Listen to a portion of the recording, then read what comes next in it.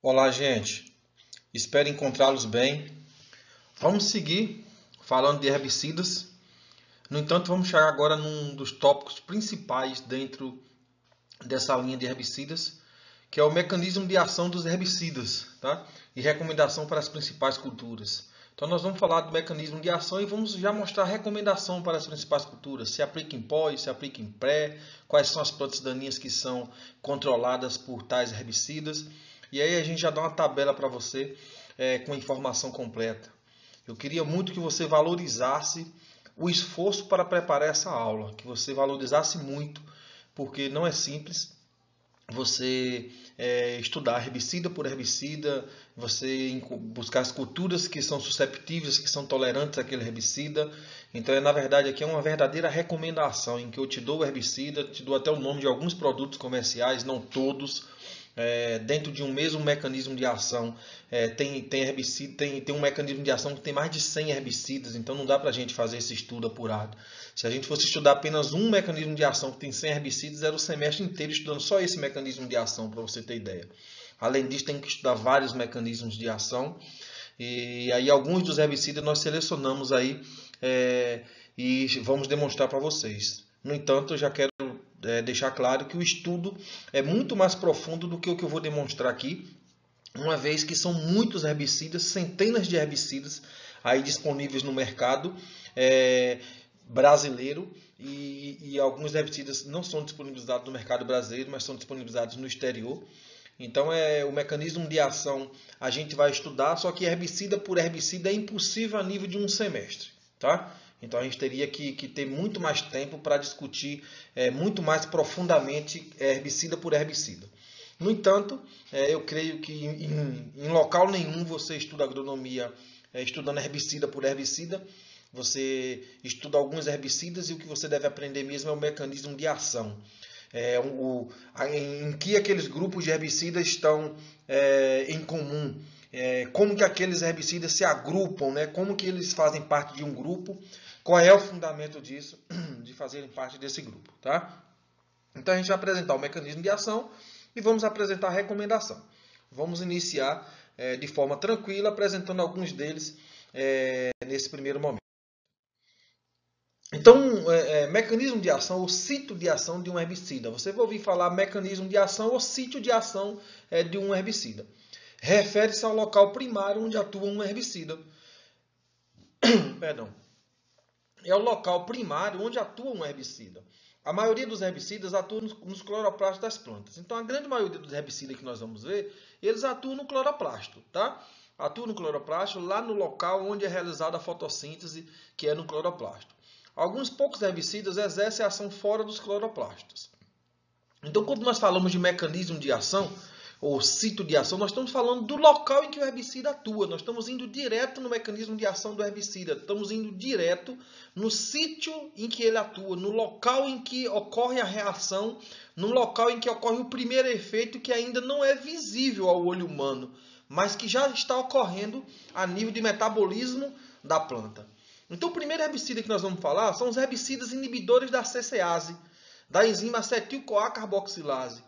Então, são herbicidas graminicidas, usados em pós-emergência. São seletivos para as culturas dicotiledôneas, usados em pós-emergência. Então, é um tipo de herbicida muito específico. Note que já faz parte da evolução dos herbicidas, né? Essa seletividade já utilizada para controlar um tipo específico de plantas, um grupo de plantas, né? Por isso são chamados de graminicidas. Esses herbicidas afetam a síntese de lipídios, afetam a síntese de lipídio. Os lipídios são constituintes de membrana e esta estrutura é fortemente afetada, levando a planta à morte. Então, observe, gente, que é importante você não só decorar a bula de herbicida, né? É importante você não só decorar o nome do herbicida. Isso qualquer vendedor que não precisa ter agronomia sabe disso, tá? Tem vendedor que você sabe, vai comprar herbicida, nunca fez agronomia, não é nem técnico agrícola. Você pergunta, ele já sabe recomendar tudo de isso usa para isso usa para isso, já sabe decorar da bula. Mas o que você agrônomo precisa saber, né, além disso, é onde o herbicida atua, de que forma ele atua. Se você tem um conhecimento do princípio ativo e de que forma o herbicida atua, você pode até, muitas vezes, mudar uma recomendação. Você fala, não vou usar esse herbicida. esse herbicida atua na síntese ele atua inibindo a síntese de tal produto que não vai ser eficiente nessa planta daninha. Eu vou utilizar outro tipo. Mesmo a planta sendo vulnerável, sendo susceptível a 2 tipos de herbicida, você fala, não, o valor não é tão diferente, eu vou usar o outro, porque você tem um conhecimento mais apurado. Os tecidos novos, em plena divisão celular e crescimento acelerado, são fortemente afetados inicialmente. Os sintomas são clorose dos órgãos, coloração púrpura e posterior necrose. São utilizados exclusivamente em pós-emergência. As espécies não gramíneas são todas tolerantes. Ou seja, a espécie que não é gramínea tolera esse herbicida. Então você vai usar ele só para controlar gramíneas, né? Plantas daninhas, gramíneas. São prontamente absorvidos pela folhagem das plantas. A morte das gramíneas susceptíveis é lenta, 1 semana mais ou menos. Apresentam lenta degradação no solo. Não é um herbicida de degradação rápida, é de degradação lenta. Existem plantas daninhas resistentes. Então já tem plantas daninhas que são resistentes. E esse tipo de herbicida é tóxico para mamíferos. Então é um herbicida que precisa ter cuidado na aplicação. Porque é tóxico para mamíferos. Isso é informação que está dada, entendeu? Só contamina a pessoa que quiser ou que não, né? Que não tiver noção do perigo. Porque já está dito aí, ó, é tóxico para mamífero. Então você tem que ter o máximo de cuidado possível na aplicação. A gente tem que ter cuidado com todos, mas quando você tem essa informação de que é tóxico para mamíferos, pronto. É a informação que já te diz, tenha cuidado, use toda a cautela e toda a segurança necessária. Tá? É a informação que está te dando essa noção aí. Então nós vamos ver como é que esses herbicidas eles funcionam. Então esse herbicida ele inibe a enzima CCase. A enzima CCase é uma enzima importante na produção de lipídios. Então, a biossíntese de lipídios, inibição da enzima CCase pelos herbicidas. Observe, por exemplo, nessa figura aqui, ó, nesse slide que vocês estão visualizando, que a enzima CCase, ela catalisa essa reação. Ó. O acetil-CoA ele é convertido em malonil-CoA. Essa reação é a reação que é catalisada pela enzima CCase, ó, acetil-CoA carboxilase. Ó. É essa enzima que o herbicida inibe. Ó. Quando o herbicida inibe essa enzima, deixa de ocorrer a produção de lipídio. Então o herbicida atua justamente aqui, inibindo a ação dessa enzima. Justamente nesse ponto, ó, o herbicida atua. Então observe que a síntese de lipídios passa por essas reações. Ó. O acetil-CoA, ó, ele sofre uma reação de carboxilação por ação da CCase e é convertido em malonil-CoA. O malonil-CoA ele se liga a uma proteína carreadora de ACil, ACP. E aí fica malonil-ACP, ó, o nome malonil-ACP. Esse malonil-ACP sofre uma condensação com outro acetil aqui, ó, e sofre uma descarboxilação. Observe que esse malonil tem 3 carbonos. Quando junta com mais 2, vai para 5, só que perde 1, então fica com 4. Então aqui 4 carbonos, ó, que é o ceto-butiril-ACP. E esse ceto-butiril-ACP sofre uma série de reações até chegar em butiril-ACP, que ainda tem 4 carbonos. Ó. A partir daqui começam a ocorrer condensações sequenciais. O butiril se liga com outro malonil, ó, sofre uma reação aqui, ó, uma condensação. Essa reação de condensação tem também uma descarboxilação. Ó. Então, um composto de 3, junta com 4, 7, mas perde 1, então fica com 6. Então, vem aqui com 6 carbonos, ó, e aí sofre uma série de reações. De 6, sofre outra condensação, vai para 8. Outra condensação vai para 10. Outra condensação vai para 12. Até chegar ó, a 16 e a 18 carbonos, que são os ácidos graxos mais comuns aí, tá? Então, observe que ocorrem essas várias reações de condensação que leva à produção de ácido graxo e, posteriormente, à produção de lipídio. Então, essa é a reação de produção de lipídio, tão importante nas membranas, né? Lipídio é tão importante também em sementes, porque o lipídio, o ácido graxo, quando ele se liga ao glicerol, forma o triacilglicerol. É importante também em muitas sementes oleaginosas.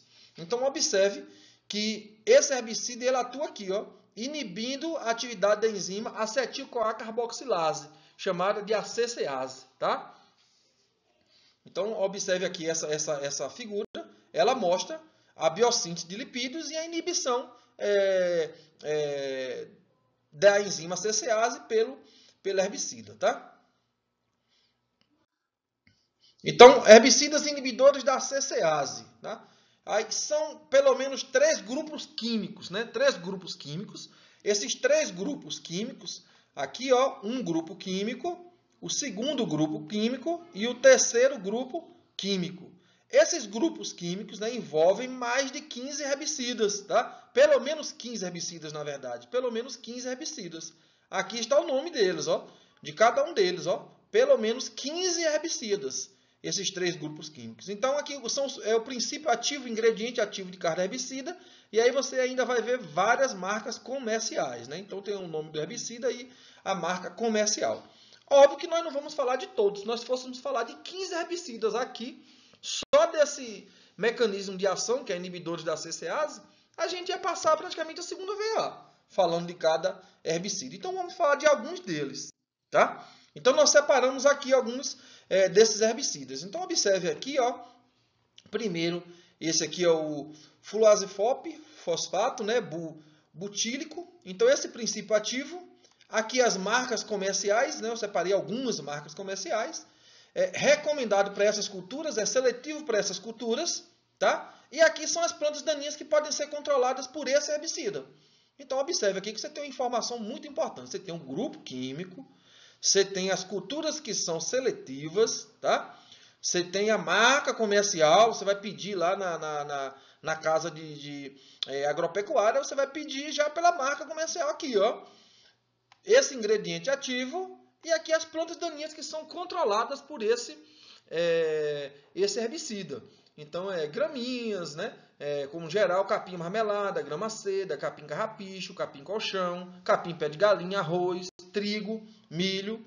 Então, várias culturas, várias plantas daninhas que podem ser controladas quando estiverem infestando culturas de interesse econômico. Quais culturas? É essa que está mostrando aí na segunda coluna da direita para a esquerda ou na quarta coluna da esquerda para a direita.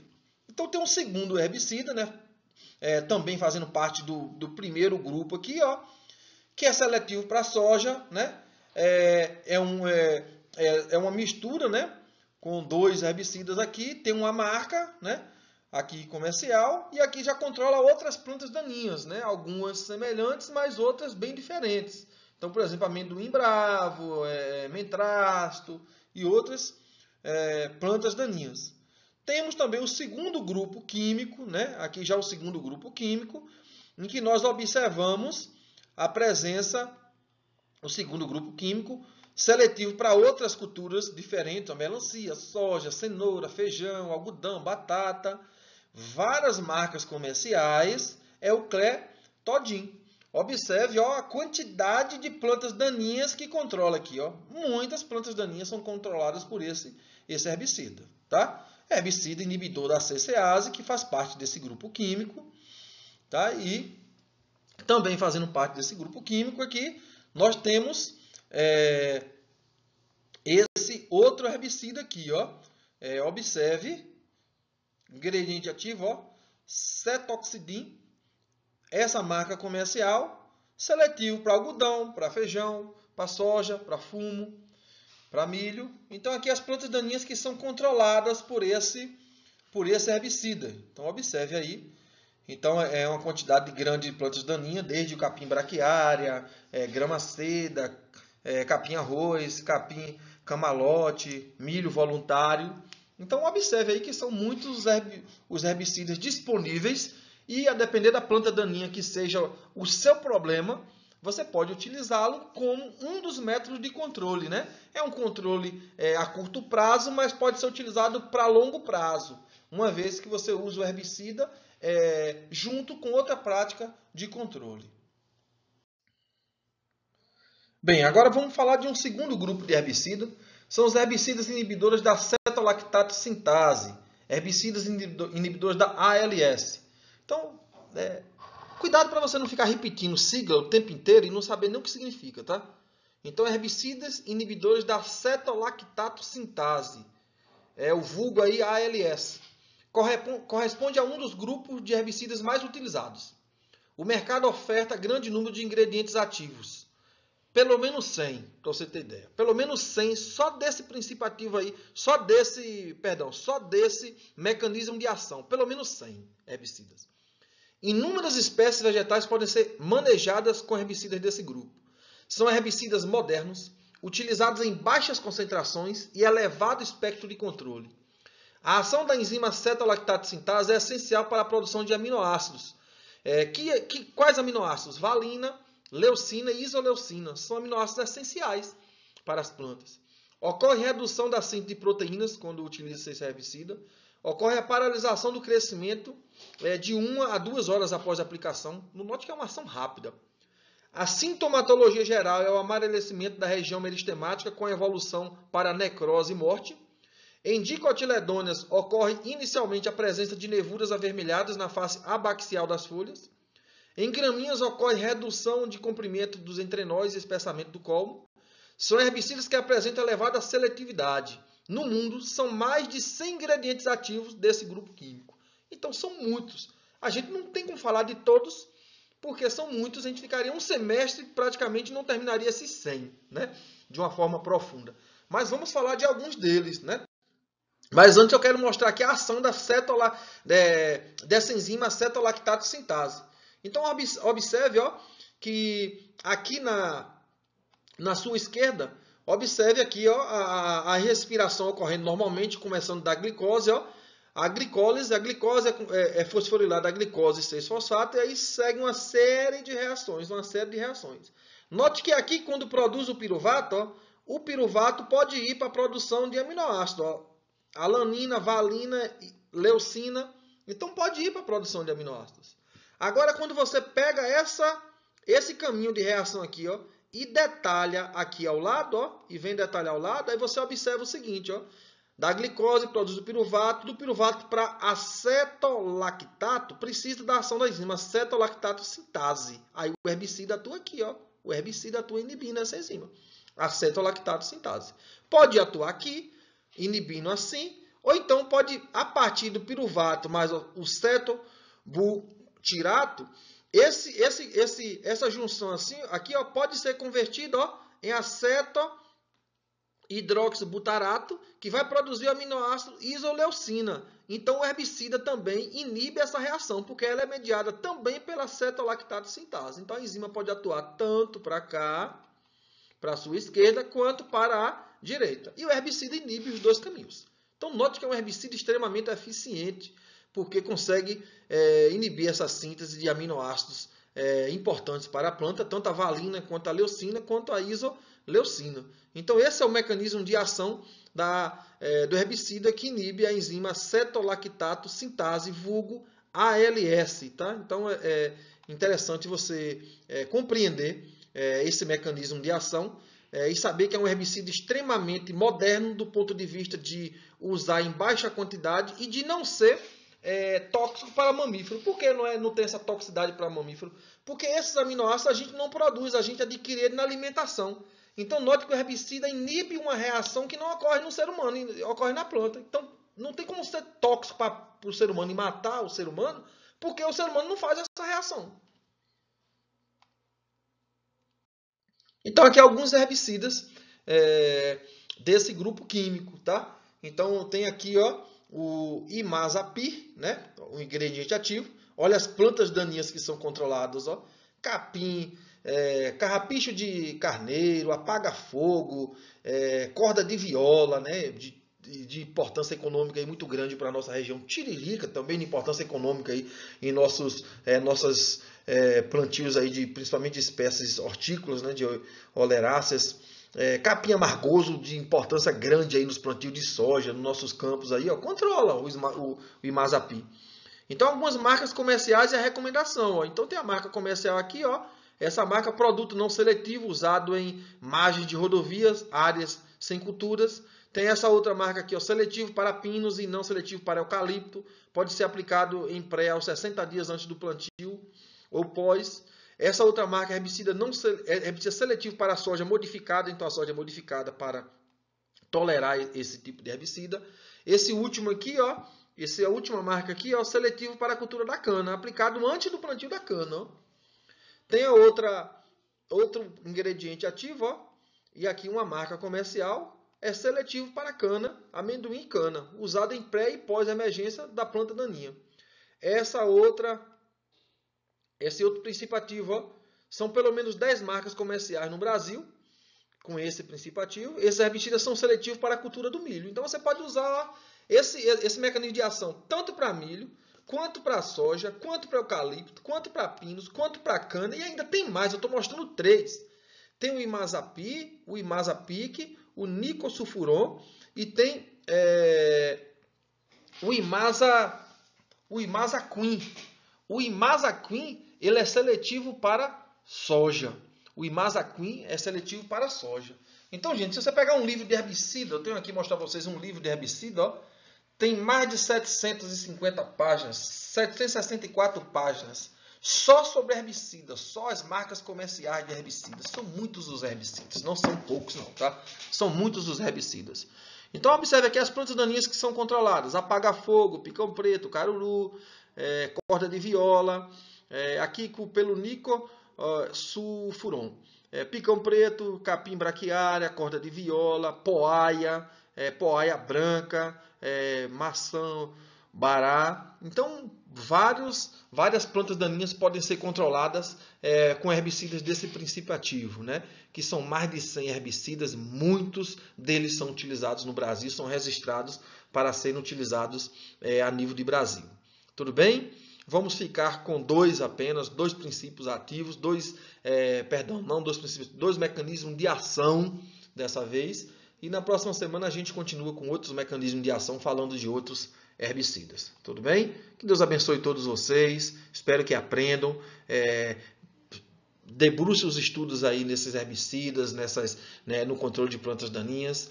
E aí você tem, além do herbicida, algumas marcas comerciais, o grupo químico, a recomendação e quais são as plantas daninhas em que são susceptíveis, que podem ser controladas por esses herbicidas. Então você tem numa tabela dessa informações muito riquíssimas que podem muito te ajudar.